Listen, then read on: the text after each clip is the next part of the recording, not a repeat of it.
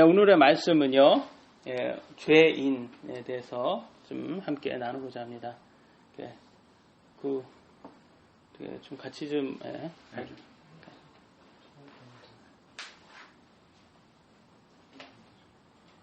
빨리 찾을 수 있으면 제가 보고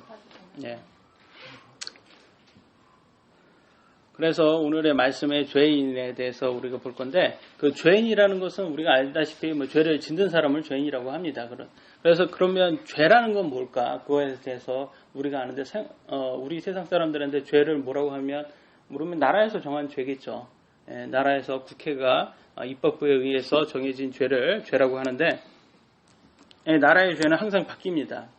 제정이 되거나, 제정이 된 다음에 또 개정이 되고 폐지도 되고, 그래서 죄가 계속 바뀌는데, 그래서 전에는 간통죄가 죄였다가 지금 현재는 죄가 아니잖아요. 간통죄가 폐지됐기 때문에 이제는 죄가 아니에요. 그래서 죄라는 게 그렇게 바뀌어요. 그리고 나라마다 또 죄가 다르기 때문에 다 바뀝니다. 그래서 싱가포르 같은 데는 껌을 씹어도 그게 범죄라고 합니다. 그래서 관광 도시다 보니까 껌을 못 씹게 한다고 하더라고요. 그러니까 이렇게 이 죄라는 게 참 누구한테는 정해지고 누구한테는 안 정해지고 이렇게 나라법은 그렇습니다. 그런데 모든 사람에게 정해지는 죄가 있어요. 그게 바로 양심이나 도리에서 벗어난 행위. 그런 것에서는 이렇게 모두가 나라와 상관없이 모두가 이렇게 죄에 대해서 이렇게 죄성을 느끼게 됩니다. 근데 우리가 살아있을 때는 지금 우리가 우리가 살고 있는 그 나라에서의 죄로 인해서 정해지는데, 우리가 죽고 나면 그럼 누구에 의해서 심판을 받고 될 것인가? 성경에는 이따가 보겠지만 심판이 있다고, 모든 사람 이렇게 한 번 죽는 건 정해진 것이고 그 이유는 심판이 있다고 성경은 말하고 있습니다. 심판이 있다라는 것은 죄가 있다라는 거죠. 죄가 없으면 심판을 받을 일이 없잖아요. 재판이 없다라는 건데. 그래서 우리가 이것에 대해서 우리가 함께 보도록 하겠습니다. 여러분 어떻게 그런 생각을 해보신 적 있어요? 내가 왜 이 세상에 태어났고, 내가 왜 지금 살고 있으면서 내가 지금 죽은 이후에는 내가 어디로 갈 것인가? 이런 거를 한번 생각을 해보신 적이 있습니까? 저는 많이 생각을 해봤습니다. 이런 것들이 참 사람들은 이런 생각을 하게 돼 있어요. 모든 사람 다. 그런데 동물은 이런 생각을 할까요? 어떤 것 같아요? 동물은 이런 생각을 할 것 같아요? 동물이 생각 안 할 수 있을까요? 네, 그렇죠. 좀 우리가 보기에도 동물은 생각을 안 할 것 같습니다. 그런 생각, 내가 왜 여기에 왔을까? 이런 거 생각을 안 할 것 같아요. 그냥 본능에 충실해서 살 것 같아요. 그런데 참 진화론을 믿는 사람들은 참 그러잖아요. 우리가 동물로부터 사람이 나왔다라고 말하면, 그러면 그런 생각, 이런 것들을 양심이라고 할 때 양심 같은 것들, 이런 것들은 그러면 진화가 되었는가, 이런 것도 한번 생각을 해볼 수가 있어요. 동물은 없는 양심이 인간에는 있단 말이죠. 그러면 그것이 진화로 해가지고 사람에게만 전해진 건가? 그러면 이 양심이라는 것도 과연 진화를 하는 것인가? 그런데 시간이 지나면 지날수록 이상하게 이 양심이 진화가 되지 않습니다. 오히려 양심을 인두에 지진 것처럼 많은 사람들이 동물과 같은 범죄를 짓고 있어요. 그래서 저는 요즘은 굉장히 그걸 좋게 보는데, 이 정부에서 이렇게 이렇게 지역의 성범죄범들에게 이렇게 편지를 이렇게 보내서 누가 이 근처에 살고 있다 이렇게 알려주더라고요. 그래서 상당히 좋다고 저는 생각을 합니다. 왜냐면 사람들에게 지각을 이렇게 하고 사람들에게 위험성을 알려주기 때문에 좋은 건데, 그것처럼 사람들이 더욱더 동물처럼 그런 범죄를 짓고 있다고, 동물과 같은 그런 사람을 참혹하게 죽인다는 거죠. 과연 그렇게 우리 부모님들 얘기를 들으면 옛날에는 문도 잠글 필요도 없이 그렇게 살았다고 하는데, 오늘날은 진짜 저도 여기 보니까 추석 때 된다고 보니까 이렇게 게시판에 추석 때 조심하라고, 강도 든다고 그렇게 하더라고요. 근데 세상이 이렇게 잘못됐을까? 정말 그게 진화되는 것인가? 우리 양심은 진화되는 것인가? 오히려 반대로 쇠퇴가 되는 거 아닌가? 이런 생각을 들어요. 그러니까 진화론이라는 것이 얼마나 잘못된 것인지를 우리가 생각을 하게 됩니다. 그래서 우리가 생각을 할 때 하나님께서 창조를 통해서 우리를 하나님께로 알 수 있게 만들어 놓았다고 했는데 세상 사람들은 이렇게 지금 몇 프로 사람들이 진화를 믿고 있을까요? 학교에서 그런 얘기를 좀 주위 친구들하고 해본 적이 있나요? 있긴 있는데 네. 대부분은 그런 것 같더라고요. 대부분은 네, 그게 네, 그 의외로 네, 긴가민가 하는 사람도 되게 많고 네. 그런 것 같아요. 네. 그래서 아마 제 생각에는 그런 것 같아요. 어렸을 때부터 우리가 자연스럽게 학교에서 너는 원숭이부터 시작이 됐어 이렇게 교육을 받다 보니까 그건 과학이고 근데 만약에 하나님이 너를 만들었어 그러면 그건 종교고 그건 좀 약간 이렇게 맹목적인 그런 믿음 그런 거에 치부하고 정말 과학이라는 것은 오히려 원숭이에서 나와야지 그게 더 논리적이고 그게 정말 이렇게 지혜로운 것처럼 그렇게 가리키다 보니까 대부분의 사람들은 그거에 대해서 정말로 지금 영향을 안 받을 수가 없는 것 같아요.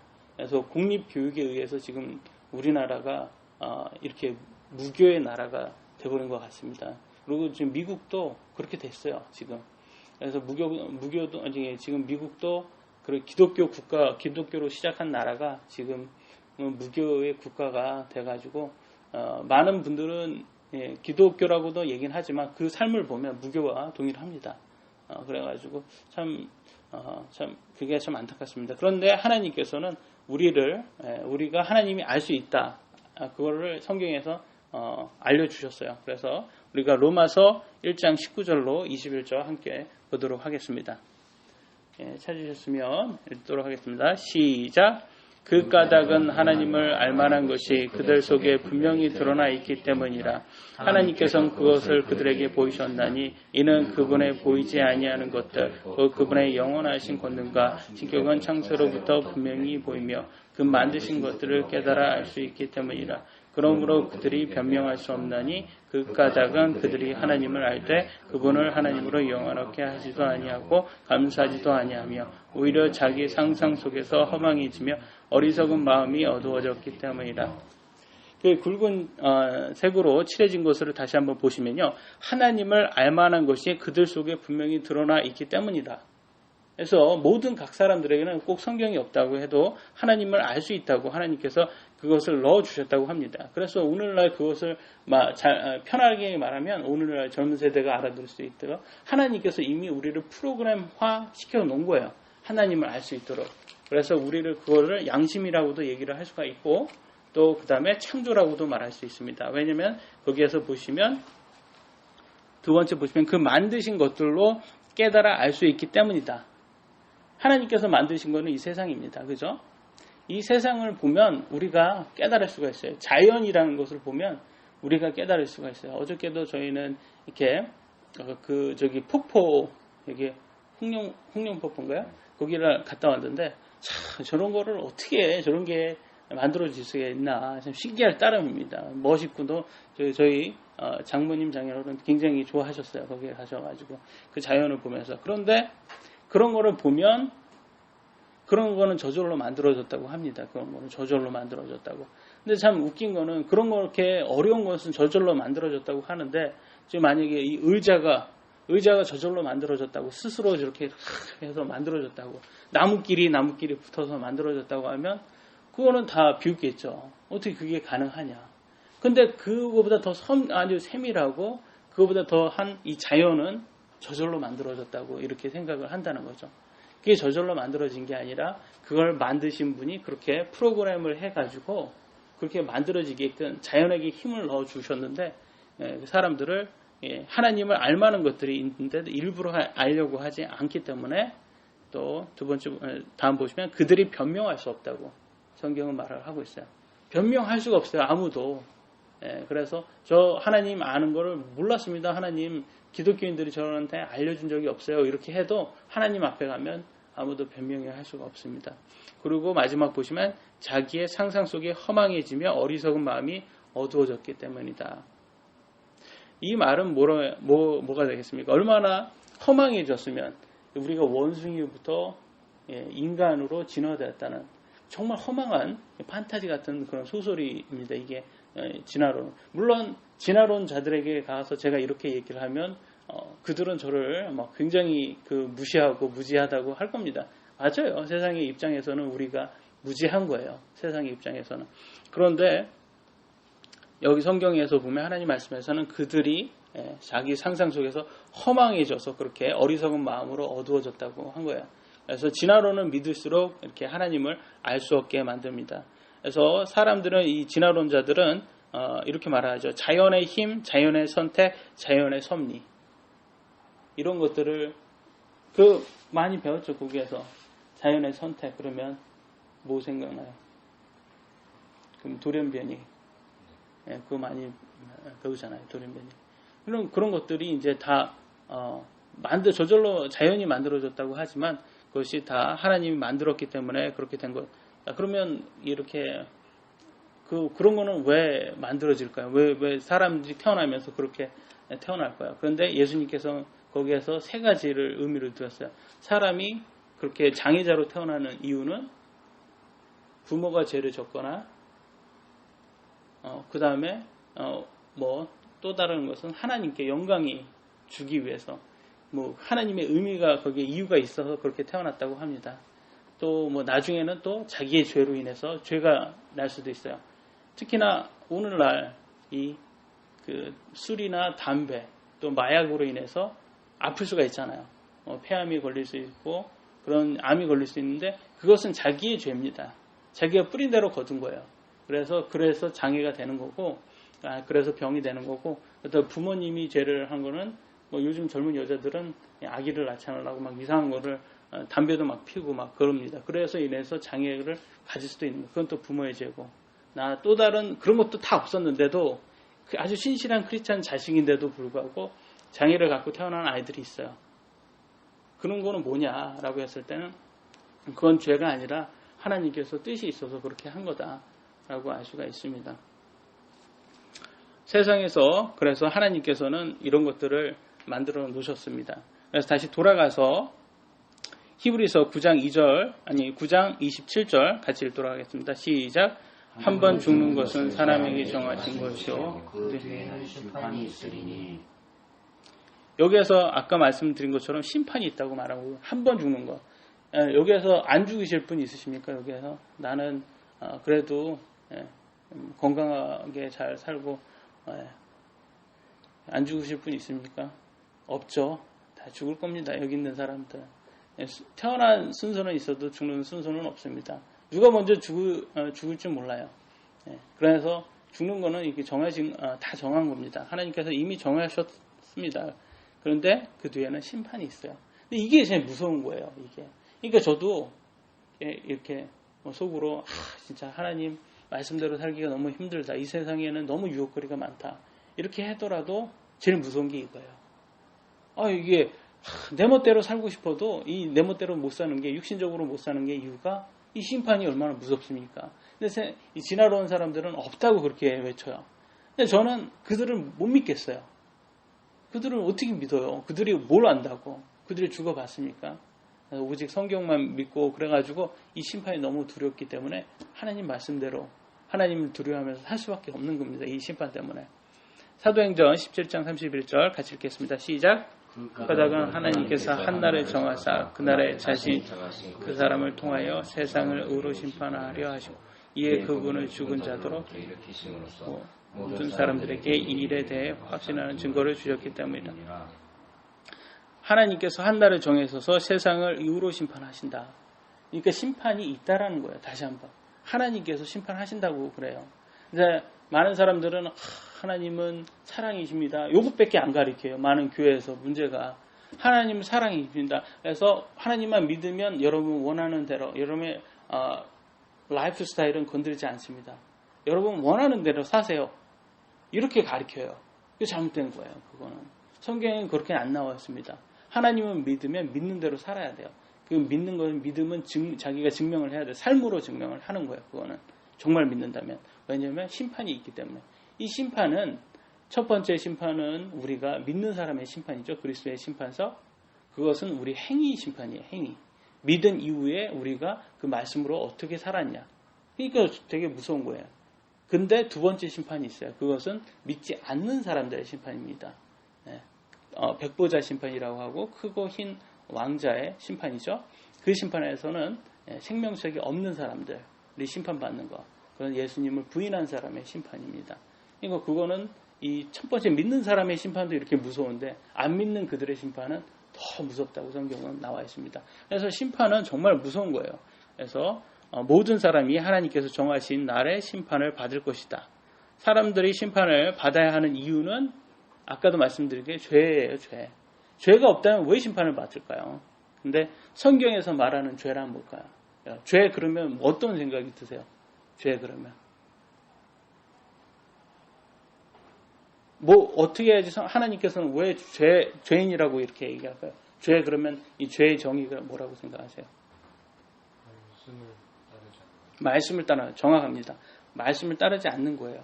그 정의가 여기에 성경에 나와 있습니다. 요한 1서 3장 4절 읽도록 하겠습니다. 시작.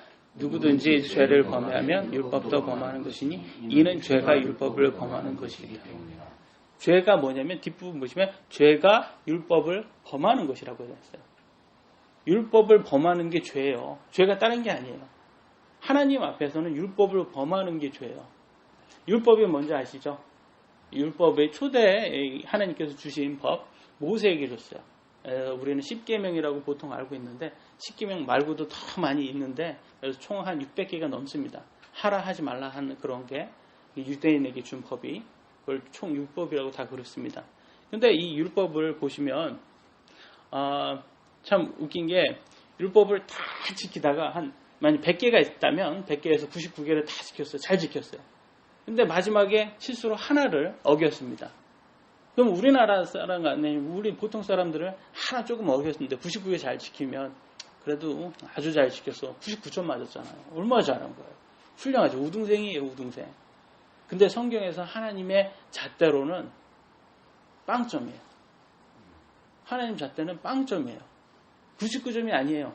이거는 100점하고 90 빵점밖에 없는 거예요. 왜냐하면 야고보서 2장 10절을 보시면 이렇게 나왔습니다. 같이 읽도록 하겠습니다. 시작. 누구든지 율법 전체를 지키다가 한 조목이라도 어기면 모든 것에서 유죄가 되느니.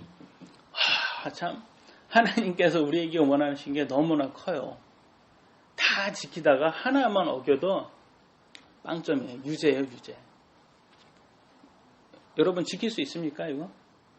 지킬 수 있는 사람이 있을 것 같아요? 네? 거짓말 하지 말라고 11조에 있잖아요. 거짓말 안 한 사람이 세상에 어디 있어요? 다 한 번씩은 다 하죠. 그러니까 한 번 거짓말 한 거나 100번 거짓말 한 거나 다 죄라는 거예요. 유죄예요. 유죄. 하나님 앞에서는. 그러니까 엄청 놀랍잖아요. 그래서 이 율법으로는 우리가 의로워질 수 없답니다. 그래서 로마서 3장 20절 읽겠습니다. 시작. 그러므로 율법의 행위로는 그분의 눈앞에서 의롭게 될 육체가 없나니 이는 율법으로 죄를 알게 하기 때문이라. 율법은 우리의 몸으로는 절대로 할 수가 없구나. 이 행위로는 우리가 하나님 앞에서는 의로워질 수가 없구나. 그래서 이 행위는 구원을 조건이 안 돼요. 구원 받을 수 있는 조건이 안 돼요. 행위는.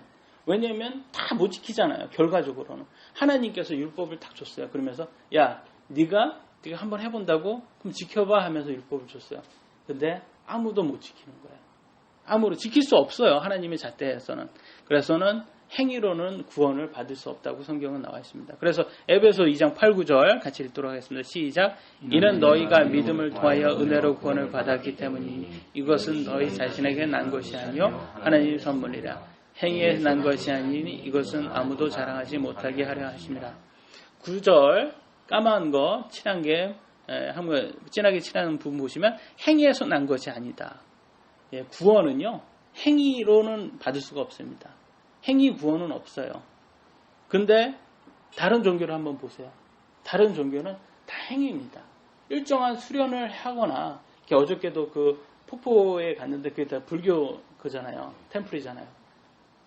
그러니까 거기에서 수련하시는 분들도 있고 기도하시는 분들도 있고 그런데 저는 기독교뿐만 아니라 제가 기독교지만 저는 다른 종교를 존경을 합니다. 동의는 하지 못하지만 존경을 합니다. 왜 하냐면 하나님께서 자기 의지를 줬기 때문에 그들의 믿음이에요. 그것도. 근데 동의는 못하죠. 왜냐면 성경과 다르기 때문에. 근데 그들을 보면서 참 아쉬운 게 있어요. 참 너무나 아쉬운 게 그들은 그런 행위로서 극락의 세계를 간다던가 아니면 신의 경지를 이룬다 이런 거를 한다는 거죠. 근데 그게 누구에서부터 온 교리냐면 사탄한테 온 거거든요. 사탄이 이브에게 너도 신이 될 수 있다.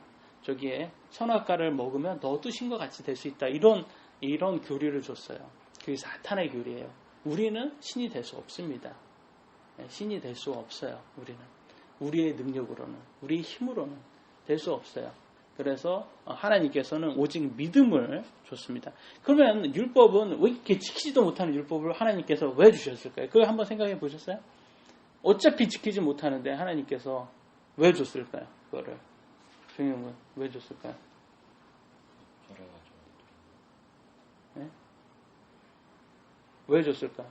어차피 풀지 못하는 문제를 딱 준 거하고 같은 거잖아요.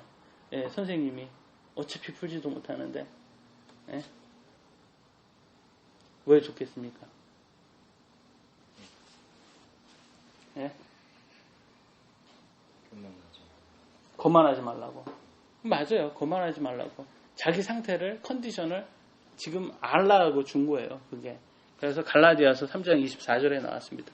시작. 그런즉 율법은 우리를 그리스도께로 인도하는 훈육 선생이었으니 이것은 우리로 하여금 믿음으로 의롭게 되게 하려 합니다.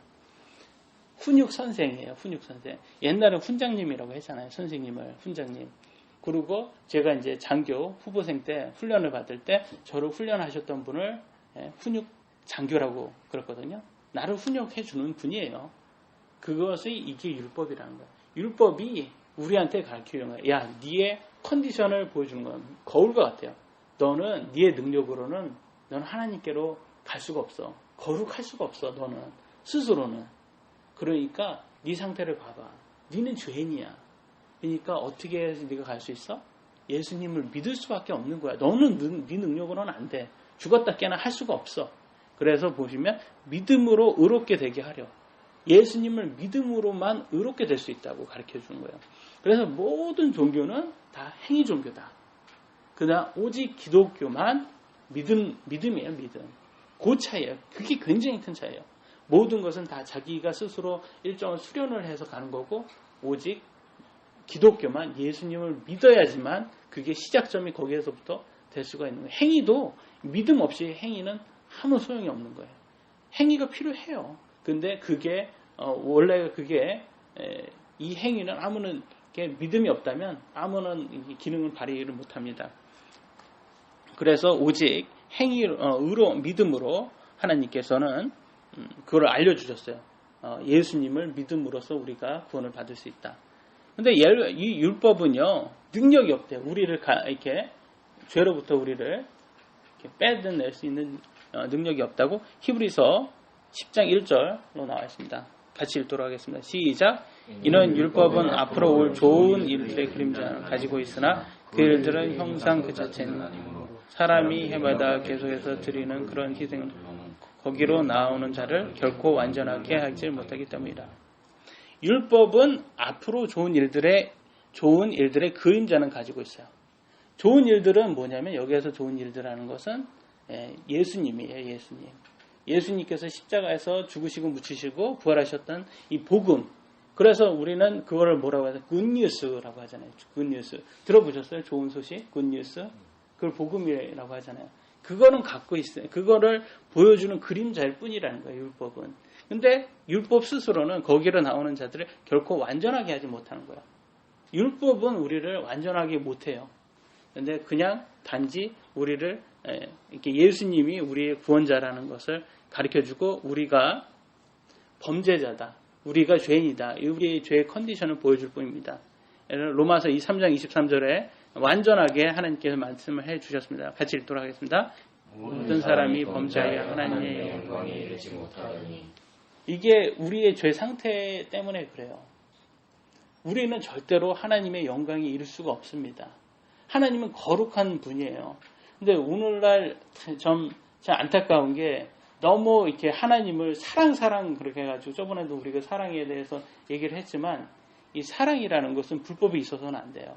근데 거기에서는 우리 세상에서 말하는 사랑은 불법이 있어도 하나님 말씀 어겨도 사랑하니까 다 용서가 되고 그렇게 하는데 하나님은 거룩하시기 때문에 거룩이 더 먼저예요. 거룩하시기 때문에 죄를 못 받는 거예요. 그래서 하나님의 독생자를 죽이신 거죠. 그로 인해서 너가 그 빚을 청산하고 의롭게 될 수 있게 하기 위해서. 그래서 하나님께서는 우리는 죄인이기 때문에 아무도 올 수가 없습니다. 의롭게 될 수가 없어요. 근데 아까도 겸손하라고 정영군이 말한 것처럼 겸손하는 게 최우선이에요. 왜 겸손한 게 최우선이냐면 겸손해야지 내가 죄인이라는 걸 깨닫는다는 거죠. 겸손해야지. 겸손이 없는 사람은 죄를 깨달을 수가 없어요. 여러분 이렇게 부자라든지 아니면 좀 약간 지도층, 세상의 지도층이라는 사람들한테는 라든지 아니면 뭐 종교 지도자 신부라든지 불교 뭐 이런 사람들한테 가가지고 당신 죄인입니다 이렇게 말하면 이게 좀 안 먹혀요. 왜 그러면 자기는 그렇게 많은 사람들 존경을 받는 사람인데 그 자기 죄인이라고 하면 내가 무슨 범죄자야. 내가 감옥에 내가 여지까지 내가 죄를 진짜 신호등도 내가 잘 지키는 사람인데 이렇게 얘기를 한다는 거죠. 그래서 겸손이 참 중요하다는 것을 누가복음 18장에서 보여주고 있습니다. 로마서복음 18장 9절로 14절 정인군이 읽어주세요. 또 예수님께서 자기를 의롭다고 믿고 다른 사람들을 멸시하는 어떤 자들에게 이 비유를 말씀하시고 두 사람이 기도하러 성전에 올라가니 하나는 바리새인이요 하나는 세리라. 다른 하나는 세리라. 바리새인은 서서 따로 이렇게 기도하여 이르되 하나님이여 나는 다른 사람들을 곧 착취하고 불의하고 간음하는 자들과 같지 아니하고 더욱이 세리와 똑같지 아니하면 감사하나이다. 나는 일주일에 2번 금식하고 내 모든 소유의 11조를 드리나이다 하고 세리는 멀리 서서 감히 눈을 들어 하늘을 우러러 보지도 못하고 다만 가시슴을 치며 이르되 하나님이여 긍휼을 베푸소서 나는 죄인이로소이다 하니라. 내가 너희에게 이르노니 저 사람이 아니라 오히려 이 사람이 의롭게 되어 자기 집으로 내려갔느니라. 이는 자기를 높이는 자는 다 낮아질 것이요 자기를 낮추는 자는 높아질 것임이니라 하시니라. 아멘. 이게 보시면 예수님께서 비유로 말씀하셨다고 나왔어요. 이게 비유예요. 이거는 이렇게 된 거는 문맥적으로 비유로 보셔야 되는 거예요. 근데 그렇지 이렇게 나오지 않는 거라서는 비유로 해석할 필요가 없는 거예요. 그냥 문맥적으로 해석하시면 되는 거예요. 성경은 이렇게 나온 거는 비유로 해석을 하신데 두 가지의 이제 두 사람을 하나님께서 비유로 하셨어요. 첫 번째는 바리새인이에요. 바리새인. 정한군 바리새인 어떻게 아나요? 바리새인? 예.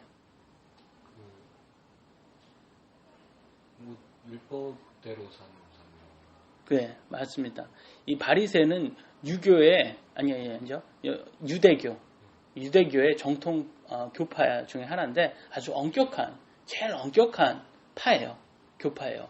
그래서 이 바리새인들은 아주 율법을 아주 잘 지키려고 하는데 이렇게 잘 지키다 보니까 처음에는 아주 잘 시작했어요. 그 사람들이 아주 제대로 율법대로 우리가 살자, 하나님 말씀대로 살자, 아주 잘하는 거잖아요. 그때는 구약시대 때였으니까. 그래 율법대로 잘 살았는데 잘 살다 보니까 이 사람들이 인정을 받고 더 세력이 커지고 힘이 세졌어요. 좀 교단화된 거예요. 이 사람들도 교단화되다 보니까 사람들이 인정을 하다 보니까 이제 스스로 자기가 잘나는 거라고 생각하는 거예요. 자기가 의인이라고 생각하는 거예요. 자기가 겸손하지가 못해요. 그래서 내가 잘나서 이렇게 됐다고 생각을 하는 거예요. 그래서 보시면 아시겠지만 내가 잘났다 이렇게 지금 쫙 말하고 있어요. 그러면 세리는 중이고 세리는 뭐예요? 누구예요? 세금 걷는 사람. 세리에 맞습니다. 근데 왜 세리는 세금을 걷는데 왜 이렇게 죄인이라고 이렇게 그때 당시에 사람들은 이렇게 그렇게 봤을까요? 예? 돈 더 받아서도 맞긴 한데 그렇죠. 외국놈이에요 얘네들은. 왜 그러냐면 그때는 로마가 지배를 했었는데 그러니까 자기 민족에게 세금을 걷어서 더하고 그래 더 말해서 로마에게 갖다 바친 거예요. 그러니까 매국놈이에요, 매국놈. 그러니까 우리는 일본 앞잡이라고 생각하시면 돼요. 그러니까 이 유대인들이 좋아하겠습니까? 같은 민족을 저기 팔아넘어고 아주 나쁜 놈 되죠. 그래서 아주 죄인이다. 쟤네는 죄인이다. 그래서 부자였어요. 얘네들은 돈을 더 받으니까 잘 살았겠죠. 개 중에는. 그런데도 사회적으로는 인정받는 그런 직업은 아니었습니다. 그때 당시에는 굉장히 비천하게 받고 그래서 보통 보면 죄인 그러면 세리와 창녀라고 나왔습니다. 세리와 창녀. 그래서 그때는 그 지역에 그때 당시에 이 유대교에서는 유대 사람들에게는 비천한 직종 두 개를 정하면 세리와 창녀 이렇게 보시면 됩니다. 아주 죄인이라고 낙이죠 썼어요. 근데 이 두 사람이 나와서 하나님 앞에서 기도를 하는데 하나는 나는 나 잘났다. 특히 저렇게 세리보다 난 잘나지 않았냐. 그러니까 하나님께 감사한다.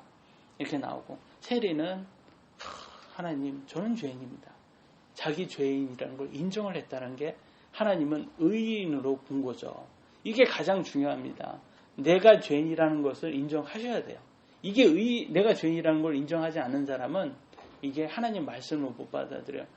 그래서 이렇게 똑똑하신 분들이 사실 참 성경을 믿을 이게 똑똑한 친구들이 이렇게 많은데 똑똑한 친구들이 하나님 말씀을 사실은 보기에는 굉장히 받아들이기는 어려워요. 왜냐하면 내가 똑똑하다 보니까 이 하나님의 말씀을 받아들이기가 어렵습니다.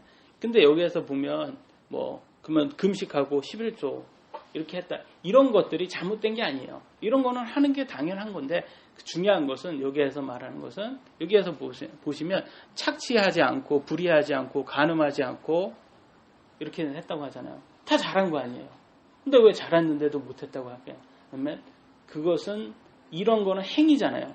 이 행위가 이 모티베이션 그거의 뭐예요? 동기가 시작점이 믿음에서 시작되냐 아니면 자기 잘나서 시작되냐 하는 거예요. 행위는 좋은데 그 행위는 믿음에서 의해서 시작돼야 된다. 하나님 말씀에 의해서. 그래서 자기 자신을 낮추고 죄인이라는 걸 인정을 해야 됩니다. 그래서 하나님께서는 의인을 불러러 오지 않고 죄인을 불러러 왔다고 성경은 말하는데요. 마태복음 9장 13절 같이 읽도록 하겠습니다. 시작. 이는 내가 의인들을 불러온 것이 아니라 죄인을 불러 회개하게 하려고 왔습니다. 왜 의인은 불러러 오지 않았을까요? 하나님께서 차별하는 걸까요?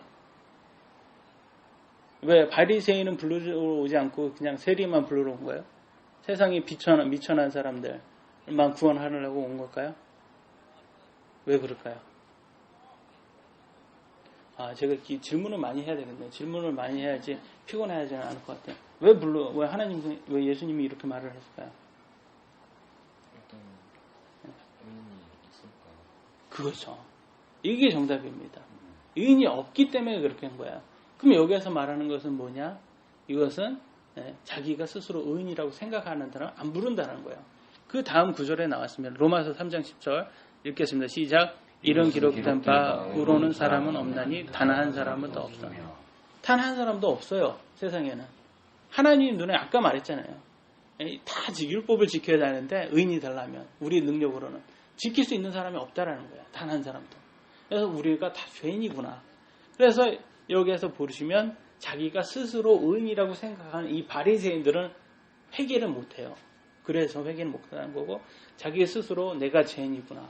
하나님 말씀에 내가 순종해서 내가 죄인이구나. 이렇게 스스로를 생각하는 사람만 회개가 가능한 거예요. 이게 하나님의 아주 깊은 뜻입니다. 그래서 결국 의로운 사람은 한 명도 없고 그래서 예수님께서는 모두가 회개하라고 베드로후서 3장 9절에 이렇게 모두를 회개하기를 원하신다고 말씀하셨어요. 마태복음 21장 32절 보시면 이 바리새인들은 하나님 말씀에 믿지 않았다고 나와 있고 세리와 창녀만 믿었다고 나와 있습니다. 같이 읽겠습니다. 시작. 이는 요한의 이 길에 너희에게 왔어도 너희가 그의 말을 믿지 아니하였으되 창녀들은 믿었으며 너희는 그것을 보고도 그의 말을 믿으려 하지 아니하였습니다. 침례 요한이 왔을 때 처음에 이렇게 회개하고 침례 받아라 이렇게 했을 때 이 세리와 창녀들은 나 죄인이야. 내가 회개해야 돼. 이렇게 딱 받아들였는데 이렇게 이 바리새인들 이렇게 종교 지도자들이 부자들은 안 받아들이는 거예요. 이게 내가 왜 죄인이야? 내가 뭘 그렇게 큰 죄를 졌다고? 다른 사람하고 비교하면 저기 세리나 창녀보다 내가 얼마나 깨끗해? 이렇게 본 거예요. 그러니까 안 받아들였다. 그래서 성경에서는 이렇게 뭐 부자라든지 사회 지도층들이 이 하나님 말씀을 받아들이기가 어렵다라는 것을 성경에 또 말씀을 합니다. 마태복음 19장 24절 읽겠습니다. 시작. 내가 자신에게 이르노니 낙타가 바늘길을 지나가는 것이 부자가 하나님의 왕국에 들어가는 것보다 쉬우니라 하시네. 예, 여러분 낙타가 바늘기에 들어갈 수 있습니까?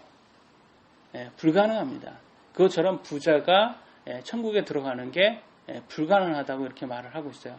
그런데 이거를 잘못 해석하면 안 돼요. 이거 그대로 이렇게 문맥을 보지 않고 이렇게 글자 그대로 딱 이렇게 찢어진 신문 보듯이 이렇게 딱 보면 뭐냐면 이거 봐. 부자는 못 가잖아 천국.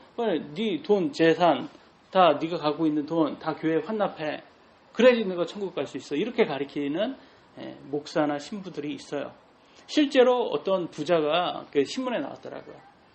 카톨릭인데 자기 아주 부자인데 자기 전 재산을 다 성당에 환납을 하고 자기는 이제 이 천국에 가기 위해서 이렇게 환납을 한다. 이렇게 나왔더라고요.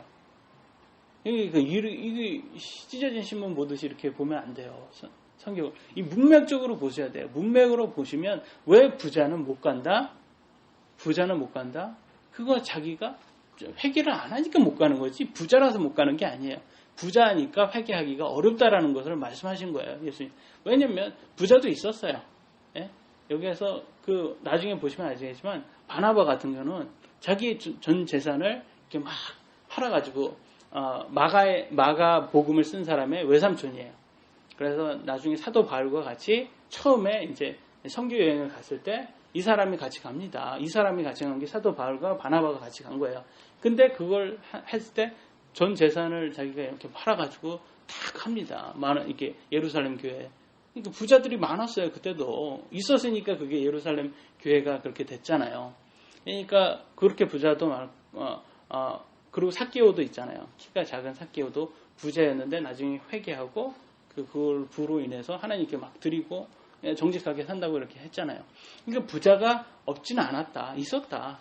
근데 부자도 회개하면 들어갈 수가 있는 거예요. 근데 회개하기가 어려워서 그런 겁니다. 그래서 부자는 회개하기가 어렵다. 근데 참 웃긴 게 오늘날 교회에서는 예수님 잘 믿으세요? 그럼 뭡니까? 부자 됩니다. 이렇게 가르쳐요. 여기에서는 부자 되면 회개하기가 어렵다고 말하는 성경을 말하는데 왜 예수님 믿으면 부자 된다고 이렇게 말할까요? 그게 무슨 일이에요? 그게 그 번영복음이라고 하는데 번영복음은 성경에 있지 않습니다. 목사님께나 뭐 어떤 사람들이 만든 거예요. 왜냐면 그걸 만들면 사람들이 인기가 많거든요. 사실 그러잖아요. 교회 와가지고 예수님 믿으면 부자 됩니다. 그러면 좋잖아요, 사실. 그리고 보니까 저번에도 어저께도 그 불교 가서 보니까 수능 100일 기도 이렇게 딱 돼 있더라고요.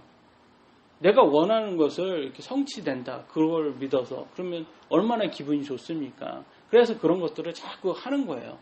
근데 뭐 농담으로도 그런 얘기를 하더라고요. 어디에서 뭐 수능에서 100일 기도를 하면 붙는다고 아들이.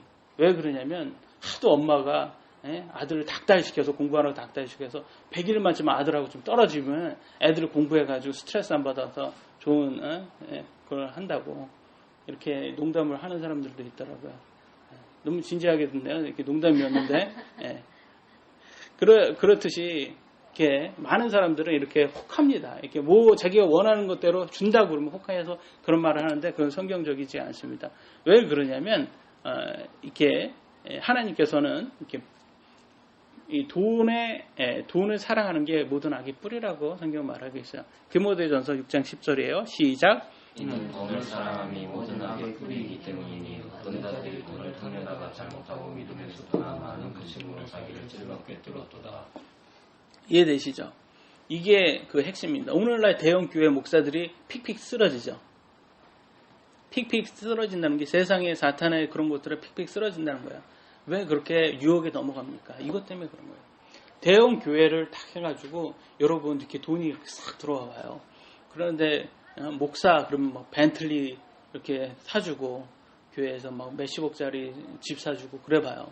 이게 픽픽 쓰러지는 거예요. 유혹에 넘어가니까 돈을 사랑하게 되니까 돈 맛을 느껴보니까 이렇게 되는 거예요. 그러니까 이 대형 교회들이 그렇게 세상적으로 넘어가기 시작하는 겁니다.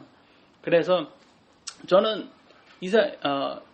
이들을 이렇게 질타하고 막 그런 것이 중요하다고 생각하지는 않아요. 왜냐하면 나 자신을 그 자리에 세워보는 거죠. 나 자신을 세워보면 저도 똑같다는 거고 여러분들도 마찬가지라는 거죠. 유혹이 왔을 때 그런 것을 다 이렇게 할 수 있는 사람은 없어요. 그러니까 결국 사람은 믿을 수가 없습니다. 그래서 여기에서 보시면 세상에 있는 것이 중요하다고 사랑하지 말라고 말합니다. 요한일서 2장 15절 읽겠습니다. 시작. 이 세상에 있나 세상에 있는 것들을 사랑하지 말라. 누구든지 세상을 사랑하면 아버지의 사랑이 그 속에 있지 아니하니. 그래서 우리는 마음이 세상의 것에 있지 말라고 성경은 계속 말하고 있습니다. 왜냐하면 세상의 것들을 이렇게 맛보다 보면 이렇게 좀 혹할 수가 있어요. 그래가지고 성경은 또 마지막입니다. 마태복음 6장 20절 시작. 오직 너희 자신을 위해 보물을 하늘에 쌓아두라. 거기는 좀이 먹지도 녹이 슬지도 않도록 도둑이 들지도 훔치지도 못하나니. 하늘에 쌓아두라고 성경은 말을 하고 있어요. 하늘에 쌓아두다는 게 이게 여러분 믿음으로 하셔야 된다는 거예요. 이걸 무조건 행위로 하시면 이거는 하늘에 쌓아두는 게 아닙니다. 믿음으로, 성경을 믿음으로 하셔야 돼요. 그러니까 여러분이 헌금이나 11조나 모든 것들, 이게 성경을 내가 순종하고자 하는 그 말씀으로 하셔야지, 그 모티브가 내가 목사한테 잘 보이기 위해서, 내가 사람한테 잘 보이기 위해서, 내가 누구한테 뭐를 얻기 위해서 하신다는 것은 그건 잘못된 거다. 그래서 여러분 성경의 말씀대로, 그래서 성경 말씀대로 하시는 것들이 이것이 가장 하나님의 말씀대로 세상에 쌓아두는 겁니다. 그때 우리가 그리스도의 심판석 앞에서 행위 심판을 받는다고 하잖아요. 그때 여기에서 여러분이 쌓아둔 걸로 행위 심판을 받는 거예요. 그래서 여러분들도 여기 있을 동안에 세상에 우리가 서로 이렇게 교회에서 이렇게 예배를 본다는 게 다른 목적이 아니에요. 이게 하는 게 우리의 몸이 다 연약하기 때문에 우리가 서로 이렇게 격려하자는 거예요. 우리 힘들지? 일주일 살았는데 힘들지? 이 세상에 다 맛보니까 더 유혹되잖아. 조금만 참자. 예수님이 오신대. 이러기 위해서 이렇게 예배가 하라는 거예요. 예배하라는 게 이렇게 헌금해가지고 우리 건물 높이 세우자. 이게 목적이 아니라는 거예요. 그래서 하면서 그 와중에 많은 사람들, 주위 사람들에게도 복음을 전해서 그들도 우리와 하나처럼 하나가 되자. 이런 게 주 목적입니다. 예배 참석이. 그래서 여러분 이렇게 죄에 대해서 이렇게 죄를 알 수 있고 하나님 말씀대로 내 자신을 낮추고 내가 죄인이라는 걸 인정하는 사람만이 회개하고 믿어서 천국에 갈 수 있다는 것을 오늘 배웠습니다. 오늘 말씀 여기까지 하도록